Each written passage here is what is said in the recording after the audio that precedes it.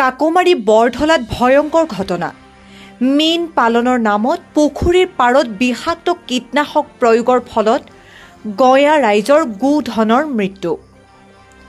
নগাঁও জিলাৰ জাজৰি আৰক্ষী থানাৰ অন্তৰ্গত কাকমাৰীৰ ৰহধলা গাঁৱত সংঘটিত হৈছে এই কৰুণ ঘটনা। ৰহধলা গাঁৱৰ ৰাইজৰ গোচৰণীয়া পথাৰত বিগত কিছু বছৰ ধৰি অংকুৰ মীন পালন নামৰ এটি প্ৰকল্প আৰম্ভ হৈছে। উক্ত অংকুৰ মীন পালন প্ৰকল্পত বিষাক্ত কীটনাশক প্ৰয়োগৰ ফলত গঞা ৰাইজৰ কেইবাটাও গোধনৰ মৃত্যু হয়। বছৰ বছৰ ধৰি গঞা ৰাইজৰ গোচৰণীয়া পথাৰখনত শেহতীয়াকৈ অনা অসমীয়া লোকে কোনো ধৰণৰ জাননী নিদিয়াকৈ তথা বেৰ নিদিয়াকৈ এনেদৰে সেই অঞ্চলৰ ৰাইজে কোনোদিনে ব্যৱহাৰ নকৰা কীটনাশক ব্যৱহাৰৰ ফলত অঞ্চলটোৰ ৰাইজৰ মাজত আতংকৰ সৃষ্টি হৈছে। ইফালে উক্ত অংকুৰ মীন পালন প্ৰকল্পৰ আঁৰত দুগৰাকী স্থানীয় ব্যক্তি জড়িত আছে বুলি জানিব পৰা গৈছে। এই শোকাব ঘটনা সংক্ৰান্তত জাজৰি আৰক্ষী থানাত এজাহাৰ দাখিল কৰা হৈছে। News desk report any express.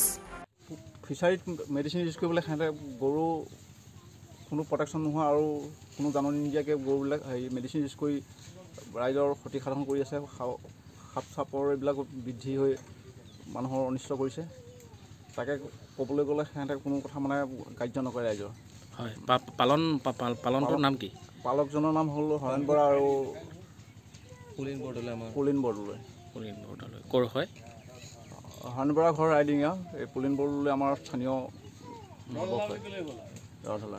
এতিয়া আপোনালোকৰ গৰু কেইটা মৰিছে? মোৰ দুটা মৰিছে। এই ৰহধলা অংকুৰ মীন পালনৰ ওচৰতে দীৰ্ঘদিন ধৰি মানে তেওঁলোকে প্ৰজেক্ট চলাই আছে। এতিয়া ইয়াত 3টা গৰু মৰি গৈছে। কিবা কীটনাশক দ্ৰব্য মিহলোৱা মেডিচিন দিছে। গতিকে ৰাইজেতো দীৰ্ঘদিন ধৰি ইয়াত গৰু পালন কৰিয়ে থাকে, কিন্তু তেওঁলোকৰ ফাৰ্মখন হোৱাৰ পৰা মানে ৰাইজৰ বহুত অশান্তি হৈছে। আৰু তেওঁলোকে কি কৰিছে, কোনো বাউণ্ডেৰী নাই কিয় কাৰণে গোটেই গৰুকেইটা মৰি গৈছে। আগতেও বহুতবাৰ হৈছে কমপ্লেইন, কিন্তু তেওঁলোকে একো ব্যৱস্থা লোৱা নাই। গতিকে ৰাইজে বিৰাট অসুবিধা হৈছে। গতিকে এই ফাৰ্মখন উঠাই দিব লাগে। আগতে এখন চৰণীয়া পথাৰ আছিলে, আৰু জানিব পৰা মতে ইয়াত কোনো কিবা এটা পাৰ্টিক দিছে, লিজত দিছে, কিন্তু কি মতে দিছে সেইটো কোনো নিৰ্দিষ্টতা নাই। আগতে এবাৰ ডাঙৰ ফাইট হৈ গৈছে মানে প্ৰজেক্টটো বনাওঁতেই। ইয়াত স্থানীয় মানুহ আছে পুলিন বৰদলৈ, তেওঁ ভালকৈ জানে কথাটো। তেওঁলোকে এই প্ৰজেক্টটো আনিছিল যে সংস্থাপন দিব, দুখীয়া আমাৰ যিবিলাক লোকেল মানুহক সংস্থাপন দিবলৈ আনিছে, কিন্তু সংস্থাপনৰ নামত এতিয়া আমি কাকো সংস্থাপন দিয়া দেখা নাই। এতিয়া কোনোবা বহিৰাগত অনা অসমীয়া কিবা ব্যৱসায়ী মানুহকে দিছে বুলি শুনিছোঁ। আৰু এতিয়াতো বহুত মানে থলুৱা মানুহখিনিৰ কাৰণে ভাবুকি হৈ গৈছে, কাৰণ আমাৰ কৃষিজীৱী মানুহে কেৱল পশুপালন কৰি জীৱিকা নিৰ্বাহ কৰিছে, খেতিৰ ওপৰত ভৰসা নাই। এতিয়া তেওঁলোকে কোনফালে যাব এতিয়া? গতিকে আমি এটাই দাবী জনাইছোঁ, অতি শীঘ্ৰে ফাৰ্মখন উঠাই দিব লাগে। আৰু আমাৰ যিখিনি দুখীয়া জনসাধাৰণ আছে তেওঁলোকৰ যাতে গৰুকেইটা শান্তিয়ে পালন কৰিব পাৰে, এইটো আমাৰ দাবী। আপোনাৰ আমাৰ চব গৰু ইয়াতে চৰি থাকে। অতীজৰ পৰা তেনেকৈ গৰু ইয়াতে এৰি দিয়া হয়। তাৰপিছতে ইয়াতে এটা প্ৰজেক্ট আছে অংকুৰ মীন পালন বুলি।